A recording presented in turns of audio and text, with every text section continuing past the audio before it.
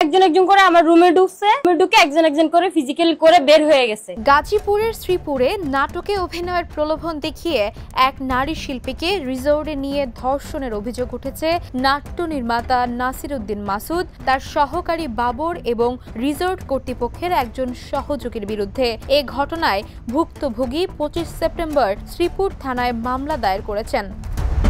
অভিযোগে বলা হয়, 4-5 মাস আগে মোবাইলের শুটিং চলাকালে পরিচালক নাসির উদ্দিন মাসুদ ভুক্তভোগীর মোবাইল নাম্বার নেন এবং নিয়মিত যোগাযোগ রাখেন। পরে কয়েকটি নাটকে একসঙ্গে কাজও করেন।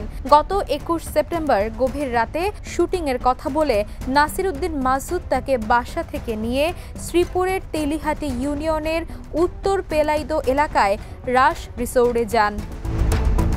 সেখানে মাদক সেবনের পর নাসির উদ্দিন মাসুদ ও তার সহযোগী বাবর ভুক্তভোগীকে জোরপূর্বক ধর্ষণ করেন।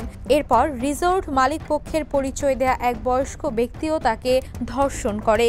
অভিযুক্তরা ভয়ভীতি দেখিয়ে তার ব্যবহৃত আইফোন 16 প্রো ম্যাক্স ছিনিয়ে নেয় এবং রিসোর্ট থেকে বের করে দেয়।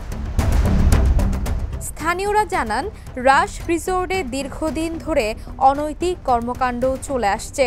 তরুণ তরুণীরা এখানে রুম ভাড়া নেয় এবং দিনের বেলাতেও ডে লং প্যাকেজে অসামাজিক কাজ হয়। তবে কর্তৃপক্ষ সবসময় অভিযোগ অস্বীকার করে আসছেন। মেহেরুন্নেসা তন্নি, দ্য নিউজ। দেশে দেশে সবার সাথে, দ্য নিউজ।